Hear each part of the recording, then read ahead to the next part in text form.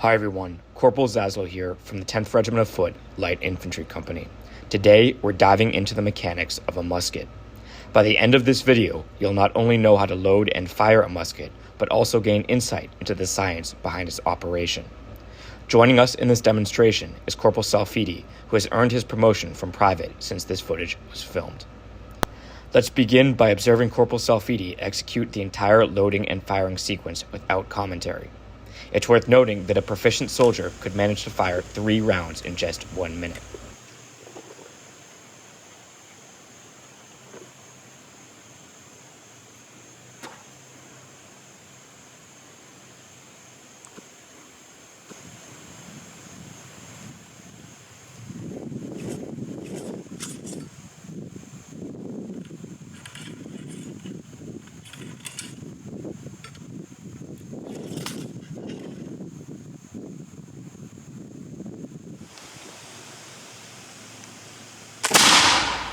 As you can see, the process of sending a musket ball downrange is quite elaborate, so let's dissect it step by step.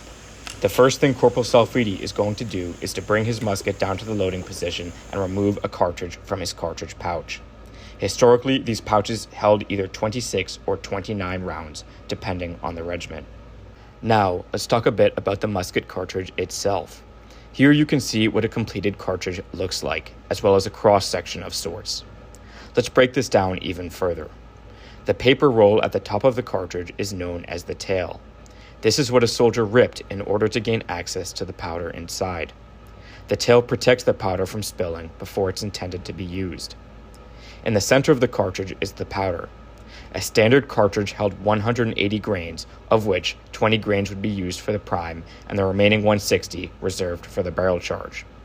You will soon learn what these terms mean. Below the powder is, of course, the musket ball. Here you can see the steps of rolling cartridges. The 10th holds powder parties where we roll and fill cartridges. If you're interested, I'll link a video on that in the description below. Alright, back to the loading process. Corporal Salfidi has removed the cartridge from his pouch and now rips off the tail with his teeth, allowing him to access the powder inside. He will now, quote, prime the pan. This is that 20 grains of powder we were just talking about. The pan sits on the outside of the musket. Now let's go back to our cartridge diagram. The cartridge is open and only the ball and the charge remains.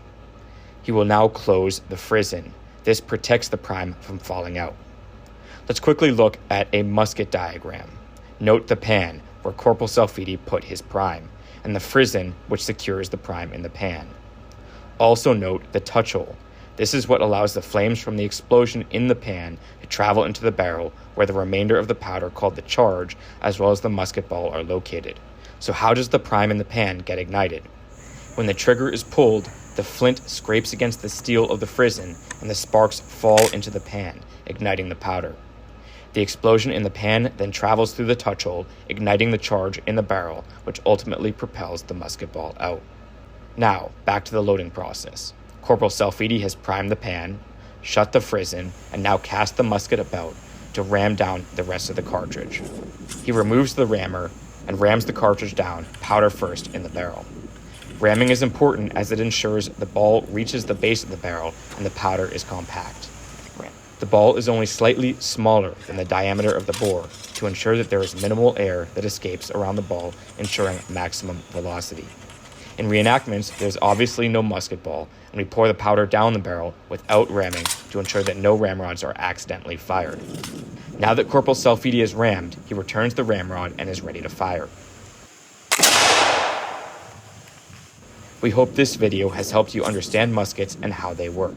If you want a more in-depth video of musket functions and repairs, I'll link that video in the description below. As always, visit redcoat.org and God save the King.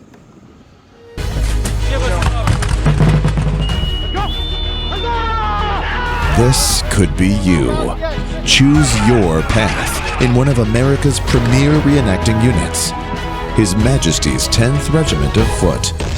Visit redcoat.org.